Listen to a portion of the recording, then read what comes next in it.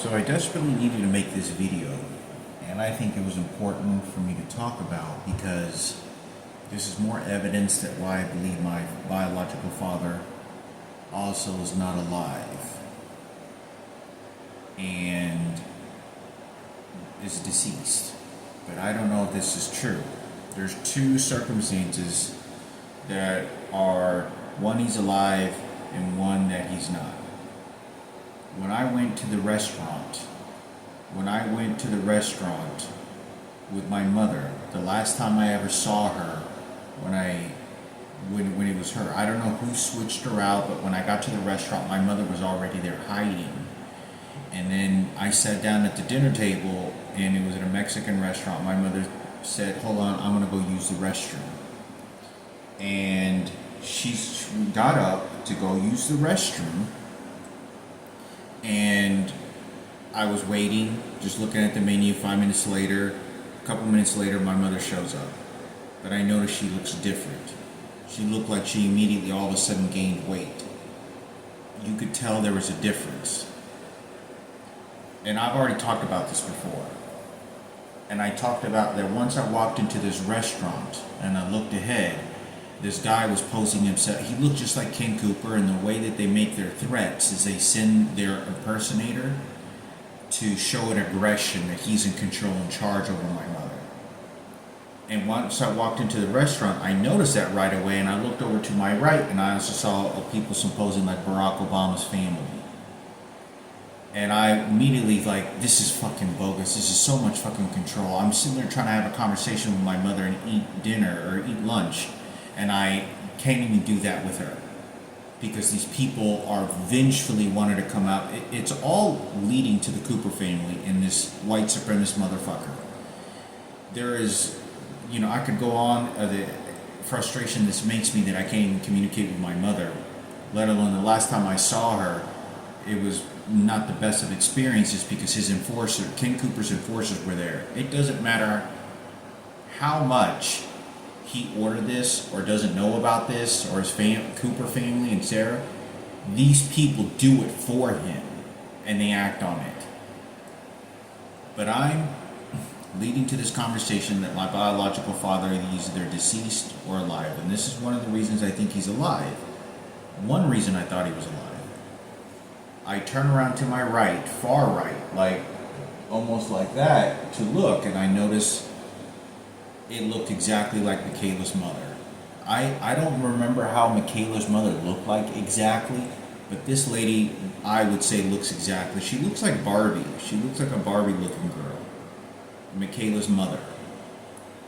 And I noticed that when I looked at this lady, she had the same looks in her eyes and face and sort of like personality from the few seconds that I could take a look at of the lady that I saw at the Twin Festival. And she just looked at me in like curiosity, kind of, but like, and then nodded her head and like, and looked around and did this, like, there's bad people around you. I could tell that this person was not against me, but knows there's a lot of bad that's happening around me. Specifically targeting her and her family, and me and my family, and maybe my biological father, and how this is all intertwined. But anyway, I'm sitting at this restaurant, and I think I was 35 or 30, I was 36 years old, 36 or 37. We go to this Mexican restaurant, and when I go to this Mexican restaurant, I told you, I said I turned to my right, and it looked like she was sitting down at a dinner table with a group of people. And she didn't particularly look like she was just paying attention to what was going on in her life. Because the way that me and my mother were sitting at a table, we were kind of away from everyone, and there was like group tables, and there was a lot of people there. It was probably like 25 people all together in the patio in the back. And it was summertime, and I recall looking at her, and she just kind of looked like she had some people, and this is a heterosexual woman, you could tell there was a lot of people putting pressure on her. A lot of people putting pressure on her. So, but I remember that whenever I looked, my mother came over to me. She was real nasty to me on the way there. When I was going to the restaurant, she was just cursing me, like fucking just disgusting to me. Like, she owns and has everything. She says what's gonna go. But I don't even know that this is my biological mother, but just, this person is not identifying. This is not my mother. I don't know what the fuck happened.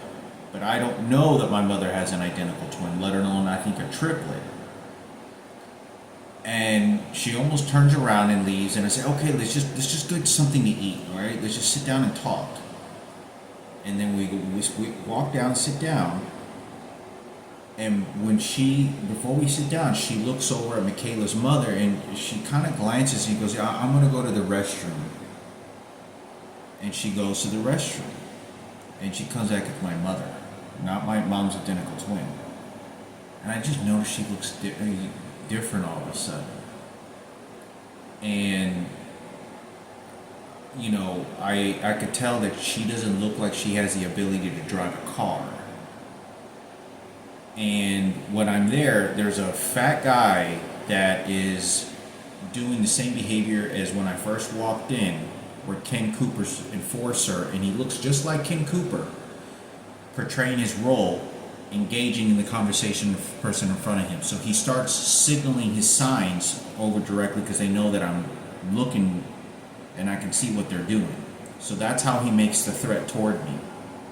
But I try to brush it off, but I know that's what it is. They know how to make their threats. Anyway, I sit down talking to my mother, and this is my mother here. I don't know if you can see that. That's the restaurant. That's the day that it happened. And that's Ken Cooper's enforcer where we went to the restaurant. Anyway, his lookalike, impersonator. So when we sit down, I said that she went to the bathroom, came back, and is my mom's identical twin.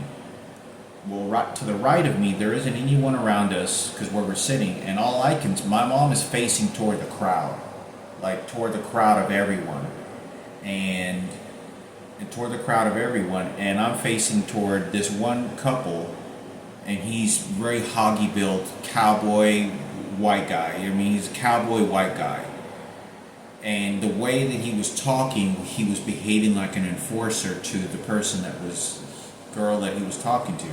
I don't know if it was a transgender or whoever it was. And it's to signal fear. The way that people know how to put you in fear, or they know how to make the threats. They'll let you see what they're doing, and they do it on purpose to make their threats and what that means. But I try not to pay attention to it. And I'm trying to talk to my mother, but I can't help that when I'm talking to this person, that this guy is paying attention because he can see me through the corner of his eyes and the reaction to the first girl that's in front of him, that I'm talking to my mother. So anything that I'm having a conversation with my mother, he's giving the approval to say whether I can talk to her or what topics I'm talking to her about. And every time I'm talking to my mother, I look at this guy like, why is this guy threatening? Like, I'm looking at him like, can I talk to, am I getting the agreement to talk to her? And there isn't anything vicious, but I'm almost very scared to say, Mom, I'm scared for my life. These people are eventually going to have me murdered. That's what the plan is. That is exactly what they're going to do. They're going to excuse the suffering, dwindle my life. That's why I can't lift weights. I really can't go anywhere. Anywhere I go, it's basically pleading for my life and to get attention from people, heterosexual females that might want to be able to participate in investigating or help me, because that's the only people that are going to do it. There's too many homosexuals and faggots all over the goddamn place that are working in teams strictly against me and my mother.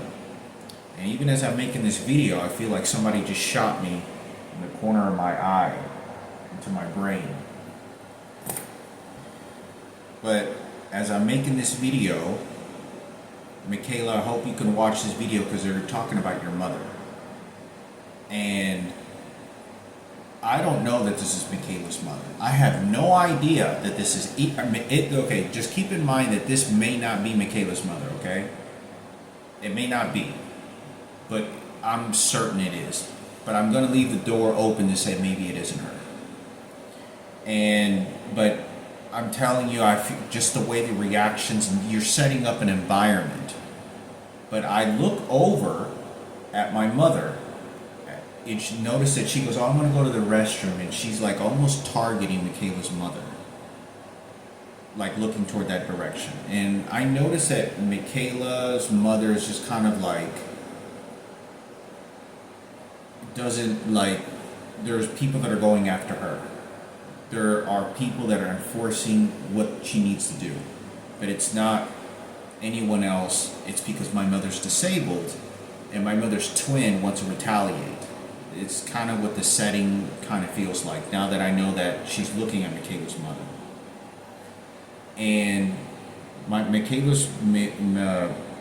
speaking to my mother, and I turn around completely twice. I turn around once to just, and I don't, it's not like there's a commotion, there's nothing.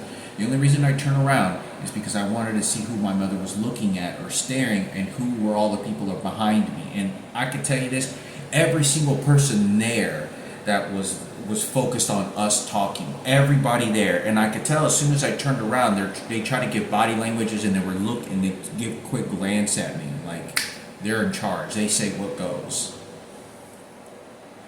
And I don't say anything. But when I first turned around, maybe 15 minutes into the conversation, I noticed this blonde woman that looks like Mikayla's mother.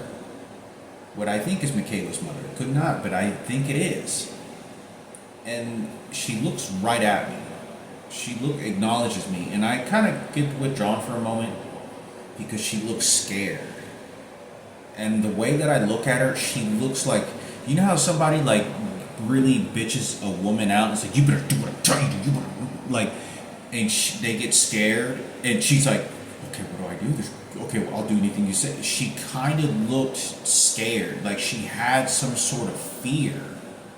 Like somebody was telling her what to do. And you can tell somebody's shooting me right now.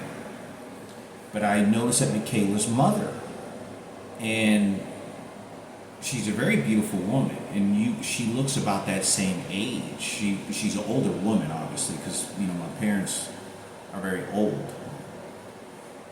And when I turn around, I don't think anything of it. And like another 10 minutes go by. And I don't know if it was my mother I don't know if she got up to use the restroom again. I don't think she did. No, I don't think she did. And I turn all the way around when I'm in a conversation just to look, because I need to see who my mother's like scared of. And she's not looking toward Mikayla's mother. She's looking at several other people that seem to be telling her, "You better do what we tell you to do. This is how we're going to scare you. This is how it's going to go." To look, who the fuck's making the threats? Like, who the fuck is... Just to take a quick look, face, what race, what culture, just to do a quick scope out.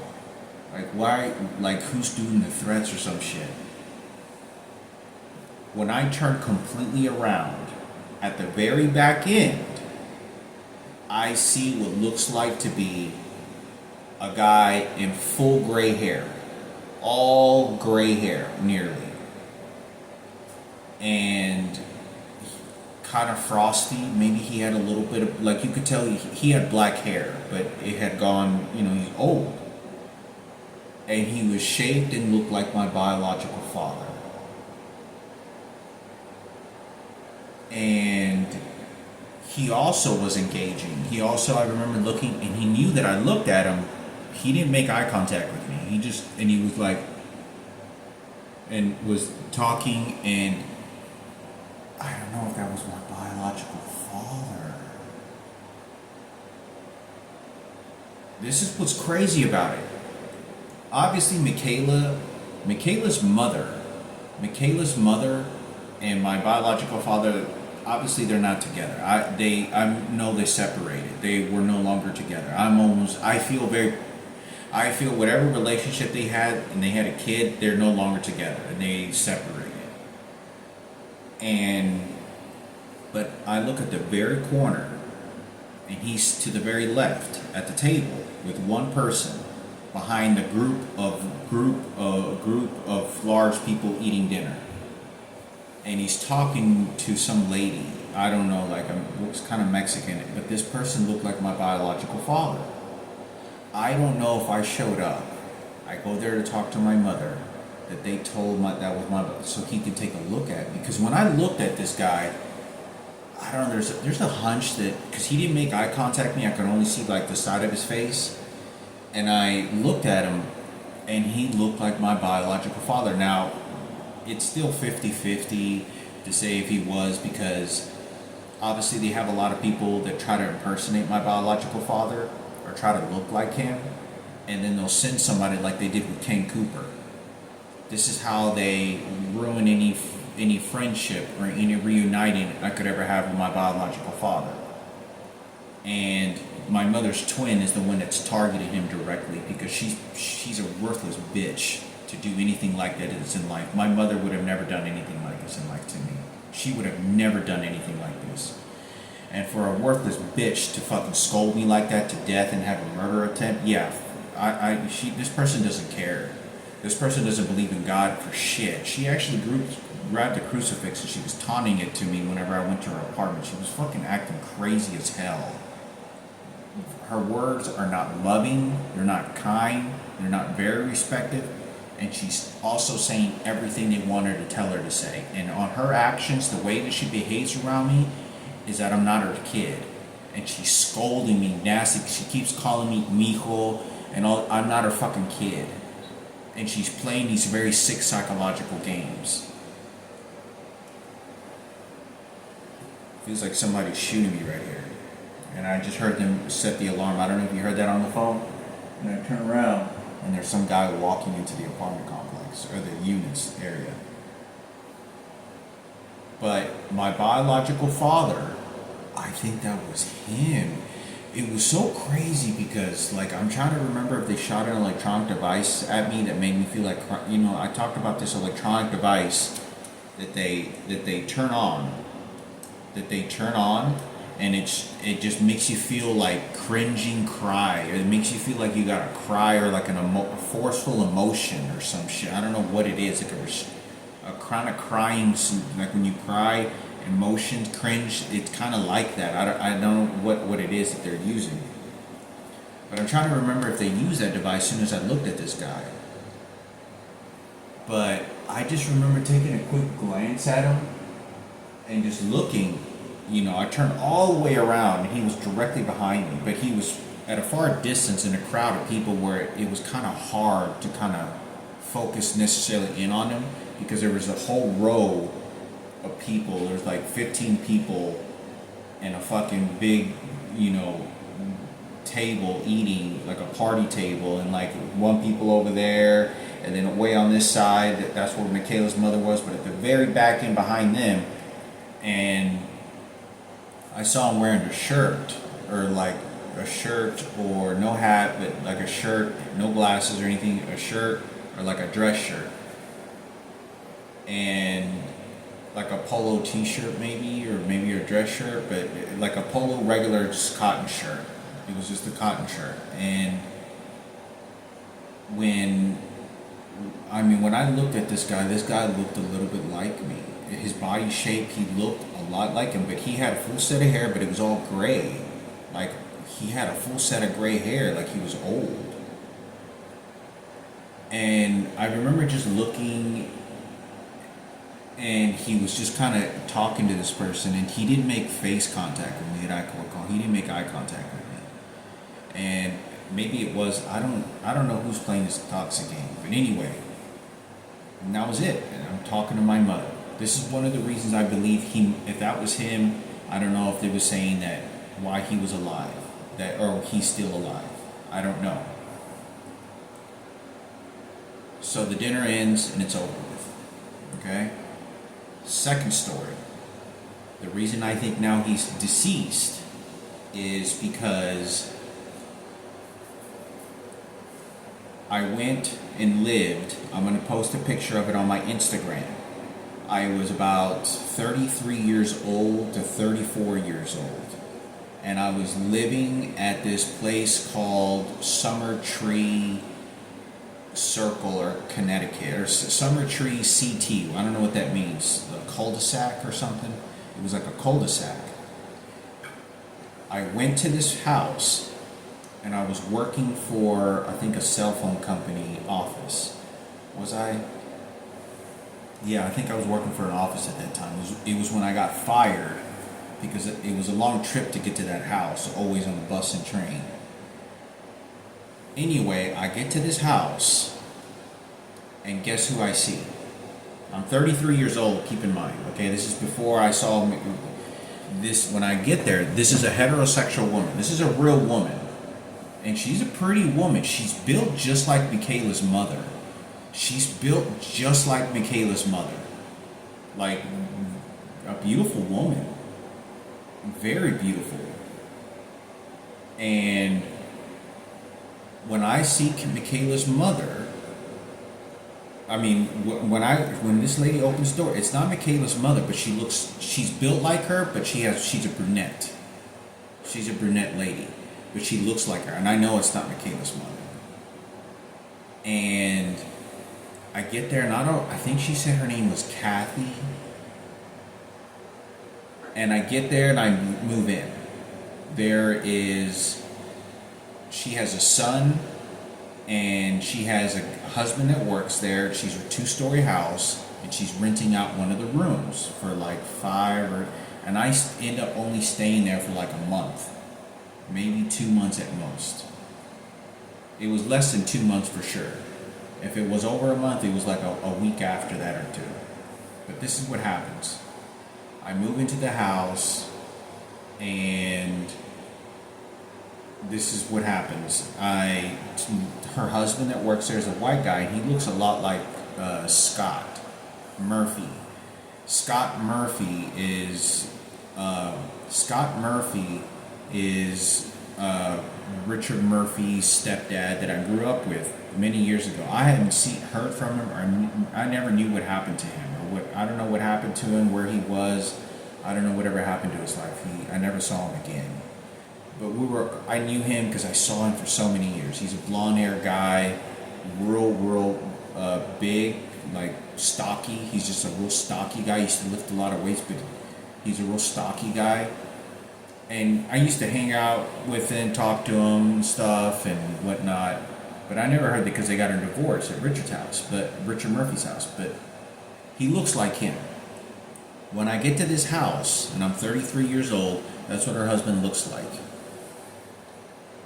There's 2 kids that live there, like a 16-year-old kid and another 15-year-old kid and like a 16 or 17-year-old girl. This is a real girl, and this is a real kid. And the kid seemed very nice. He seemed pretty cool. I mean, he was just a normal 15-year-old kid, white kid, seemed pretty cool. Didn't really talk to him, make very much conversation. And the girl that lived there was 16 years old. I think either she said her boyfriend lived in there as well, or she was planning to get her own apartment or something like that. I don't know the story. I didn't really pay attention to any of the kids, especially when I'm living with a family like that. It was very surprised for me to live in a home like that because I'm a total stranger and I'm Mexican. Why would you want to rent out a $500 room, especially in a nice house like that? When I'm living with her, I get along with her very great. I see her do, blowing with the, blow air dryer or whatever around her swimming pool in the backyard.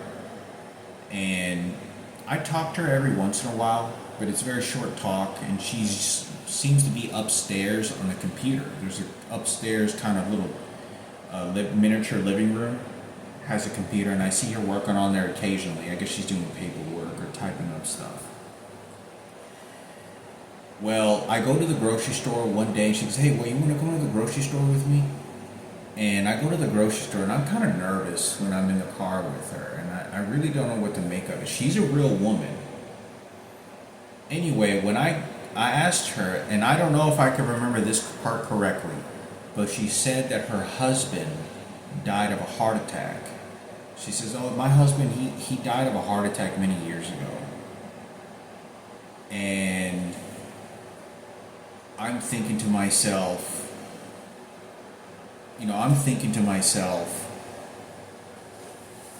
what, because she knows about Mikayla. She knows about Mikayla. She knows about my biological father's wife. I don't know, or his baby's mother, Mikayla's mother. I don't know at this time that I have any other siblings. But while I'm living in this house, all of a sudden this guy that looks like Scott Murphy, he disappears. Like, he just moves out. And I thought it was the weirdest shit. Like, I didn't get in no arguments with anybody. And she just says, she goes, oh yeah, he just moved out. I said, what? And there wasn't an announcement because he was there for like 2 weeks and then he just disappeared and left. So I didn't say anything. I thought it was kind of weird. I'm like, why is this guy just disappeared?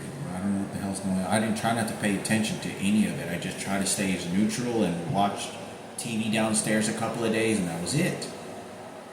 And I talk about that I was flipping through the channels on the TV, and all of a sudden someone took control of the entire TV, and I was switching through the channels, and it was Barack Obama.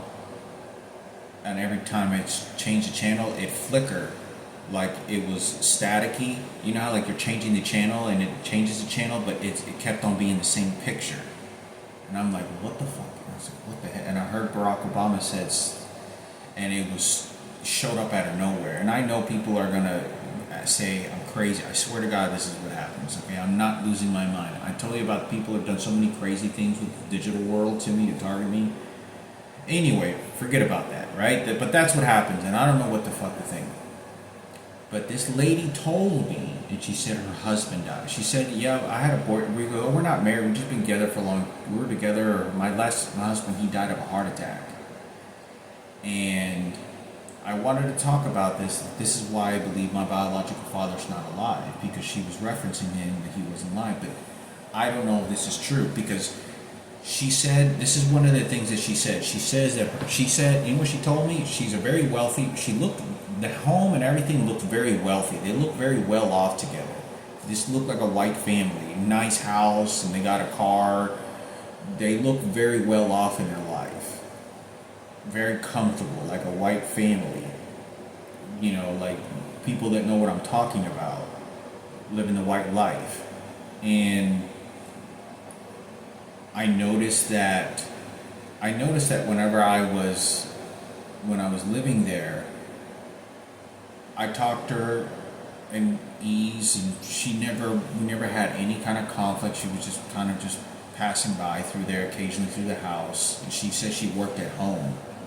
Sometimes she'd leave. And when I was living there, she said, he goes, oh yeah, I got another daughter. She lives way over there. She lives over in a different somebody else's house.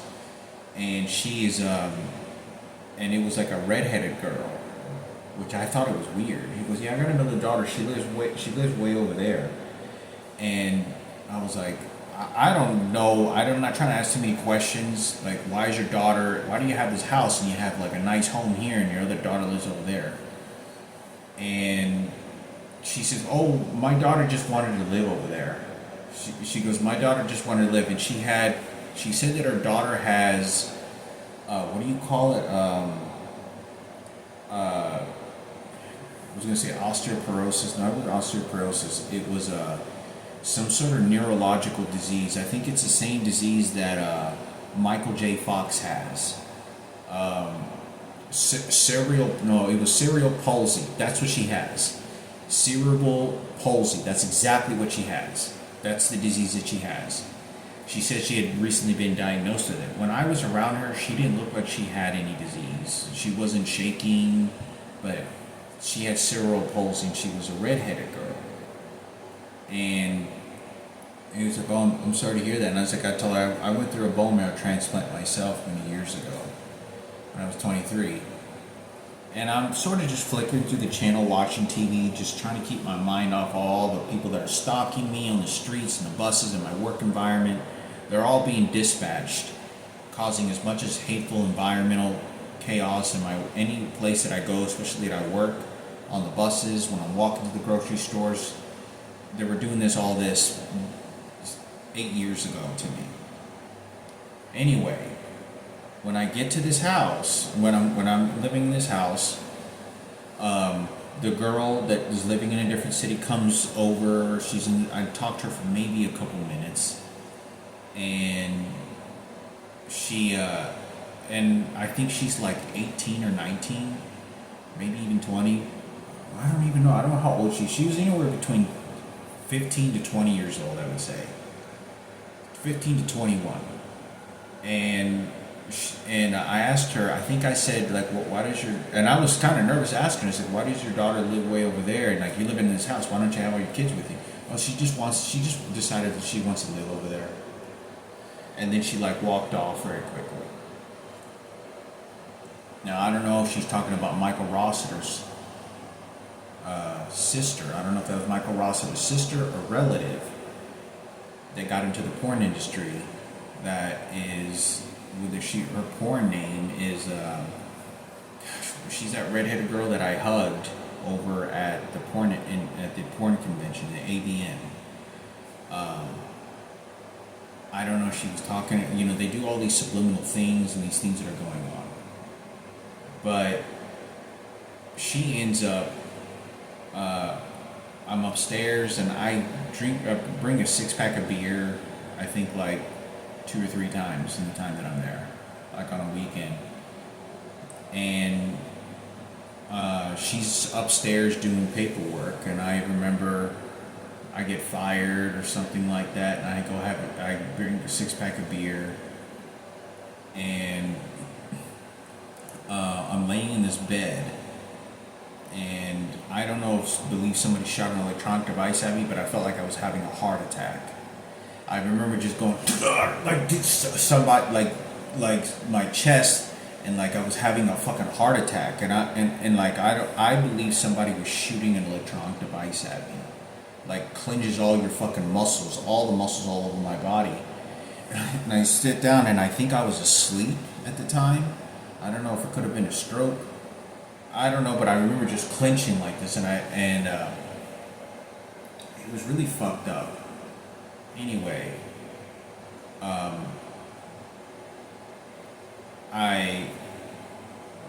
like 2 days later, I open the door and to walk out, and her mom's there. This lady's there.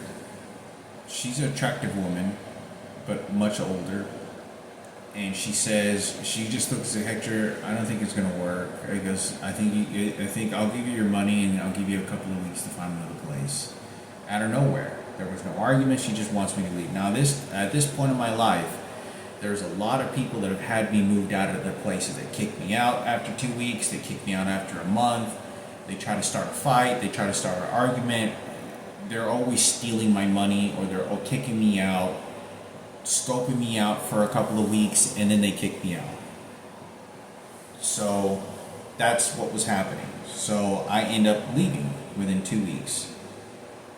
And I'm all nervous and bent out like I am so many other places, because I don't know where I'm going to go. I have to do the whole process again, constantly moving. So that was the end of it. And I left. So those are the 2 stories, indicating he died, or was that my biological father that I saw. And I know this sounds crazy, but when I turned all the way around and I looked and I saw my father, he had short hair, and he looked like he could be my body. He looked physically. Maybe it wasn't him, because I want to say when I walked in, I don't know if he made a quick glance at me and looked at me, and I thought, this guy looks a lot like me. And he just looked at me very certain of himself, but like scared. He looked certain, but looked scared, like particularly someone that if your life was under somebody else's control and you didn't know what was going to happen to you financially and you're stressing out, that's what he looked like he had in his eyes. He was certain that he was scared, but trying to just fend off his certainty, like. And I just made a quick glance, but I don't remember if I did. And but I remember at some point, I don't know if it was when I turned around after 20 minutes into the meal, and his eyes were kind of red, or like he was emotional, like, I don't know. But he looked like he had a full set of gray hair, and he was Hispanic. He had a full set of gray hair, and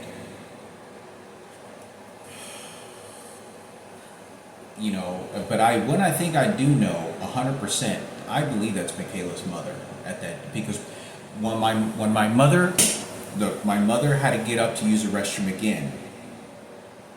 She had to get up to use the restroom again, okay? But this is my real mother at the dinner table, and it's just me and her in this picture.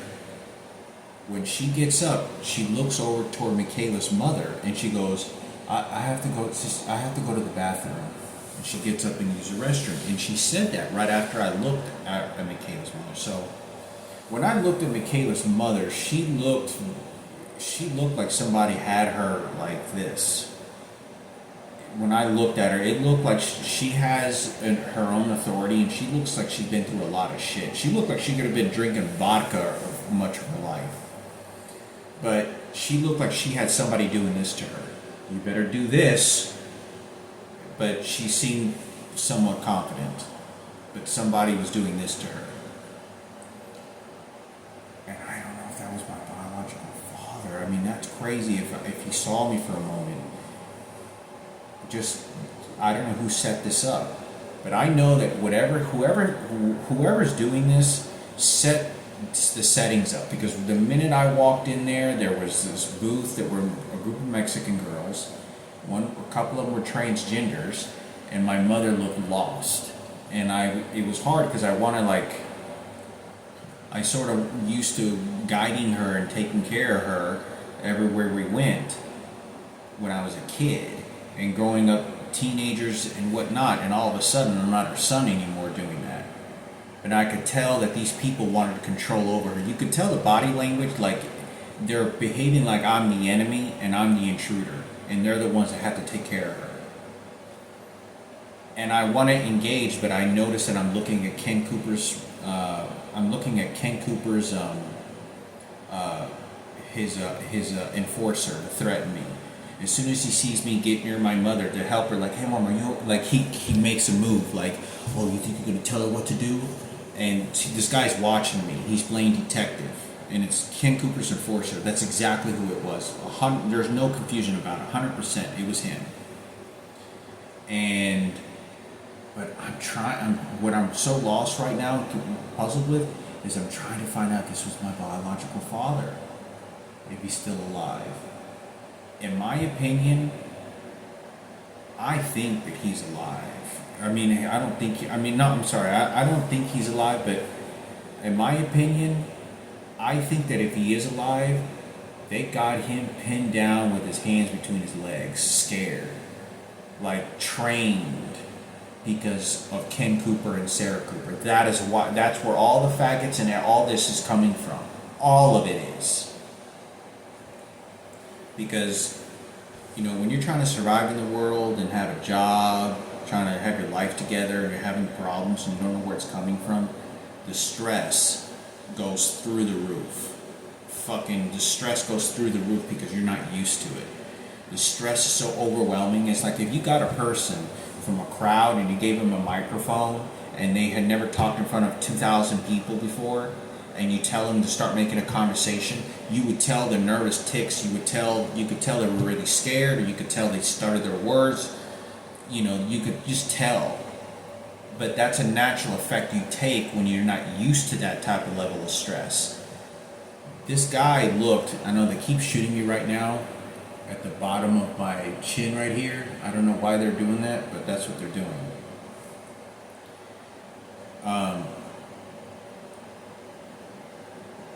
So I don't know if this was my biological father, because I want to say that I looked at him. I don't know if that was him, because it was too far for me to look at it, and it could have been an imposter. It could have been an imposter just trying to play my biological father to alter the situation mentally, to try to make it about him. They keep shooting me with an electronic device underneath my chin. I don't know what they're shooting, but it's an ache. It feels like somebody's hurting me. I don't know what it is, but they're shooting me right underneath my chin. They keep shooting me real violently right here. That's what they're doing. I can hear somebody hitting the floors or hitting the walls or something. But I wanted to make this video. Mikayla, please look after your life. I don't know who's after this, but they're targeting Mikayla and your mother. I promise you this. This is what they're doing. Please be very careful. I don't know if my biological father's still alive. I hope to God he is, because when I leave here, I'm going to go look for him. I'm going to go search where he is and hopefully find him and Mikayla. I don't have too many places that I'm going to be traveling to for the rest of my life other than go on a run, and that's going to be it's going to be a living hell whenever I get back to the streets, because they're not letting me exercise, and I've been laying in bed literally all fucking day, absolutely doing no next to walking for shit. So it's going to be a lot of suffering for at least months on end for my body to adapt walking all the time and standing up with a backpack, living a suffering life again because they're forcing me to. Mikayla, please be very careful. They're going after you and your mother. My biological father, if he's still alive, I know they got him scared and bitched in, like he would train like a fucking dog, obedient to Ken Cooper's ruling and Kenneth's ruling and Sarah's ruling. That's just all this is about. This faggots, they've done this, but as far as I have anything to say with this, I don't think my mother's on Mikayla's side. I could tell you this, Mikayla, my mother will backstab you. Not my mother, my mother's twin. She will cutthroat you. She will cut your throat open and watch you gargle your blood. She doesn't give a goddamn fuck. Please stay away. I would be careful with your life with her and anybody who's associated. You will be able to trust me. You cannot trust anyone. Now, as far as my mother goes, she is not in any mental way to be able to take care of herself. She's going to be completely controlled and contaminated by the twin to retaliate against me or do this. My mother by herself loves me. This lady doesn't. She's a bitch. She's a fucking evil motherfucker. To do anything like that and participate in that type of shit, it's not my mother, and she's poisoning my mother, my biological mother. I have been tolerating this for a very long time in desperation to contact my mother, and they're not. Whoever is orchestrating this is targeting my mom's identical twin to go after my mother's throat and mine, and they're making this about whatever it is that they want.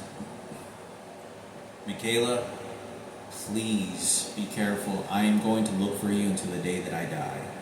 I am going to hopefully come across, I don't know, it could be randomly, and hopefully come in contact with your mother and my biological father the most. Mikayla and my biological father, but I don't know if he's alive.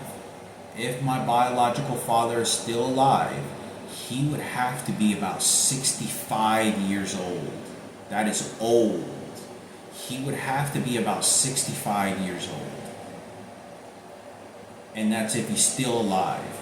A 65-year-old, a guy that's 65 years old, the way that my biological father looked like, he may still be functional, but I don't know what his life is like. But I can tell you this,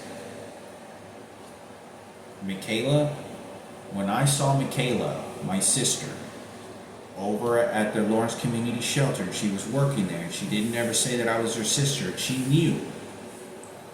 Mikayla, that was her. I don't know if she would have told me. I know they keep shooting me right now on my chin. It's hurting, so it's giving me a hard time to be able to talk. They,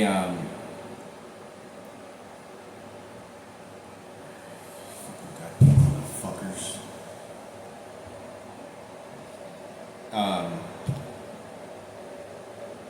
If Mikayla, I think, I don't know why Mikayla, if my biological father wasn't alive, why she wouldn't have said anything. Maybe he got sick. I think there was a scare. I think he may have gotten cancer, or he had a heart attack or a stroke, and maybe he didn't die. I don't know. By the looks of Mikayla, did she give a look that indicated that her biological father's not alive? By looking at her, she looks like, I looked at her and I talked to her, I would say that our father is still alive. I would say he's still alive. 100%. I would say that he's still alive. I don't know I haven't talked to Mikayla since I was 37 years old. And that was during the COVID. That was the last time. It's been 5 years. Now I don't know if he's still alive. Maybe he. I don't know. I can't just read people like that. But maybe Mikayla didn't say anything, and maybe he is deceased. But I don't know if he is. So I know every time I move like this, it's usually because they shoot an electronic device, and they just made my muscle tissue twitch. I don't know if he's still alive. But I know that my mother my mother's twin hates his fucking ass. And whatever that bitch is doing, she's doing it to end my life and doing all this crazy ass shit. This is all this is doing. And they're retaliating because of the deaths, the labor, and how they want to feed into the rapes. That transgender and that faggot that raped Frankie, I'm more than willing to press charges and send him to prison. But they wanted to cover up and help their faggots get away with what they did. So, I'm still willing to press charges to this very day. I had a murder attempt that was placed on me, and I told Mikayla about this. I told Mikayla in total fear. When I told Mikayla that I had a murder attempt happen to me, I told her in a way that I was in total fear. Like, scared for my life. I said I had a murder attempt happen to me. Stop shooting me, god damn it! They keep shooting underneath my chin, roll violently, and it hurts. And then they just shot my ring finger, or like my knuckle.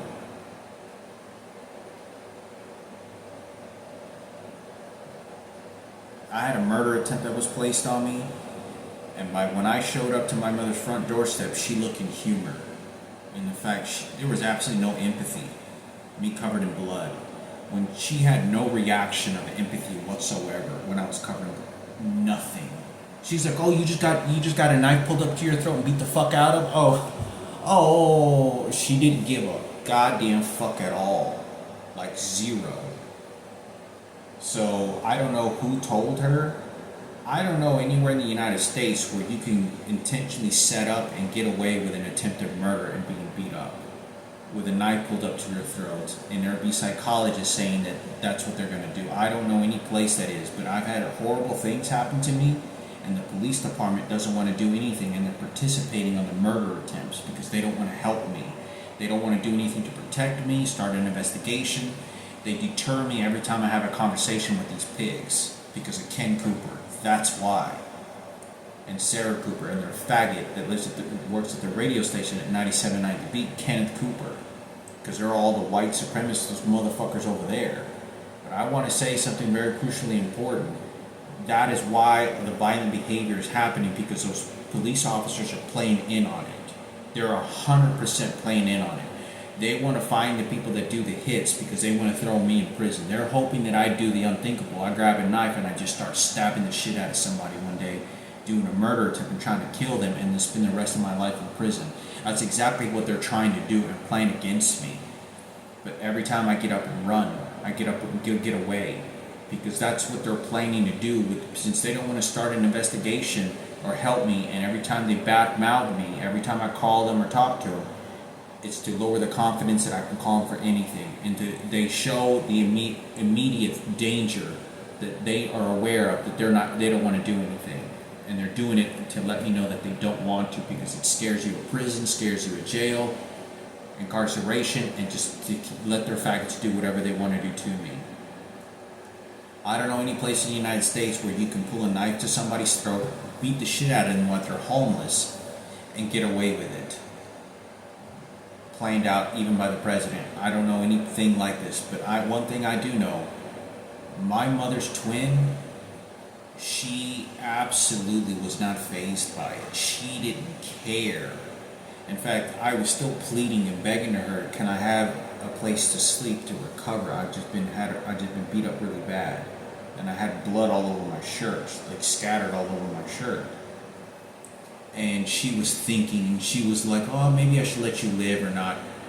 You don't understand how much I'm holding inside to say that what this bitch is doing. I don't give a fuck of anybody telling her what to do.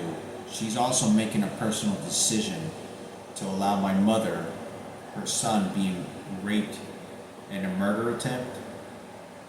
I guarantee you, look, they're shooting me right now on my thumb. Like, it's funny, isn't it? You do a murder attempt, huh, motherfuckers? I was being punted in the ribs. I had fractured ribs for over a month. For over a month, I had fractured ribs, and I'm a prior cancer patient. And I was homeless with no money. They took my phone, they took my wallet, they took everything I had. And he was holding me hostage with a fucking knife. Like I said, I know that just made me twitch on my right buttocks. They're playing these sick games against me, so I thought I'd make this video. Mikayla, please watch out after your life. The police officers, whenever I first moved in here, within the first 2 weeks that I was here, there was a police officer that made a fake phony call, was claiming that there was a call. There was nobody. This is the corner of an apartment where nobody shows up. There's a little parking lot. Occasionally, once a week, you see a car parked there. The cop car shows up said that somebody called saying there was something suspicious. And I had just moved in, and this cop charged at me. And he charged at me to let the faggots do whatever they want to do to you. And that's how they send their signals.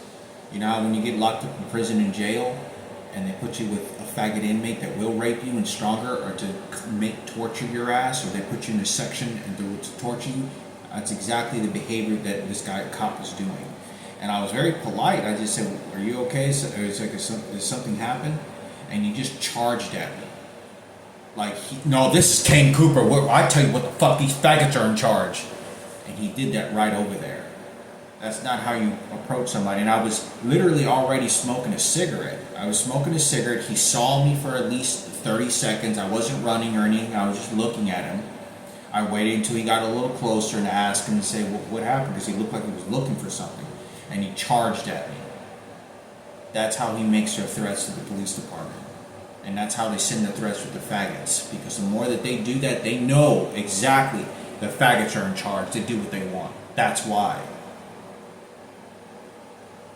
Please be careful. I'm going to be on the run for the rest of my life until these electronic devices stop. I'm never going to plan to have an apartment ever again. I do not want to live like this where somebody has me in a prison camp. They're practicing my death. They're practicing my sacrificing me and having me murdered with the landlord manager here, then one of the maintenance guy, and then the pest control poison guy that showed up. They're standing in front of the crucifix and they're practicing this mortality of the homicide murder, of planning my death. They're doing this, and they're doing this in the spiritual acts practice, standing in front of the crucifix and claiming that they're in control and they can kill who they want. But it's the landlord. Her name is Amanda Hilker, a hiker, or some shit like that. But I want to make this video. This is very serious because I don't know really how much of control and who has the control. But I just know that the law enforcement doesn't want to do anything, and they're beating the fuck out of me. But I have to fend for my life. There's someone out there that I've come across that gives a shit about my life and about human love, compassion, kindness, and respect. And I'm not going to be able to find it here, and I'm never going to. So I'll make another video about where I'm going to be going next, the apartments, states, and cities, and what my outcome of life is going to be. But I'm just going to keep trying. If I know that this is going to be the rest of my life, I don't want to be giving people $500, $800 for a room to rent. But that's what they're going to do, because I'm going to have hardly any money to spend on myself, you know. I don't want to be giving people deposits because they steal my money. They run me out of their house. They have me sleep on the streets for a couple of more days, and they just keep doing this. They've been doing this for over 15 years. It's only since I was 35 that I have disability. So right now, as I've been having this conversation, they've been shooting underneath my chin, and it begins to ache really bad. So they're just beating the shit out of me, but it's an attempt for me to make a desperation to these videos to who may be able to watch them, if Mikayla can. But I want to make a video where I'm going to be traveling to next, and I don't want to leave. You know, I'd rather have an apartment in Dallas, safe, not shop with these electronic devices, but they're just torturing me. The guy downstairs is torturing me. The landlord is playing along with it and not very functional. She is haggling me and thinks she's my mother, and she's trying to behave like my mother. When I call my mother's identical twin, she keeps posing herself as my mother. She keeps playing along with what this landlord manager is threatening me with. It is very haggling. It is very unsafe. I don't feel comfortable, and like I said, I don't feel safe at all. I never know what can happen to me. None of this property material things really matter anything to me. Even as little of the things that I do have in materialistic things, whether I could cook a meal and all this is nice, but it's not worth, because they want to get rid of my life. That's what they want to do. They want to make me suffer, and they want to condition me mentally to make up stories and all this other shit and make me look as crazy as they can. And the only way that I can do this is if I leave. That's the only hope I'm going to have for the rest of my life. This is just to plan out until I develop cancer and tumors or have a stroke. I don't think I'll die suddenly. I think I'll end up in a hospital in a nursing home where they'll kill me off. But that's the plans. That's 100% their plans, because they're not allowing me to function. I can't have a healthy religious belief where I can read the Bible. This guy downstairs keeps harassing the shit out of me. They keep beating me with electronic devices. They're doing nothing to help my life, only to train me. They didn't bring me to this place to help me. They did this to help themselves and corner me. Now this pig downstairs is now just shotting another electronic device at me, and I felt the vibration over toward the crucifix. And this is how this bastard-ass fucking worthless motherfucker downstairs is doing this. If I were to call the police downstairs right now, they'd come and threaten me. They'd call the manager just start threatening me. And this worthless pig downstairs that has been, since day one, since I moved in, has been harassing me and has tried broken into my apartment, it doesn't give a shit. And he's gonna continue doing what he's doing. This piece of shit downstairs wants to get away with murder and the suffering of death of what they're doing to me. And this is how he wants to excuse murder. This is not kindness, this is not respect, this is not loving God. This motherfucker downstairs doesn't give a shit about Jesus or God at all. He just wants to find a trash can to throw his shit on to do a killing and suffering. He wants to do his suffering and get away with it, and that's the way this motherfucker is doing it. I can't do anything about it until I leave, but I know I'm not welcomed here. I am not welcomed in my own apartment, and I have to pay money to live here like anywhere else. I can't put the food in. I'll go into this whole conversation of what's going to happen when I leave, where I'm going to go, what my plans is.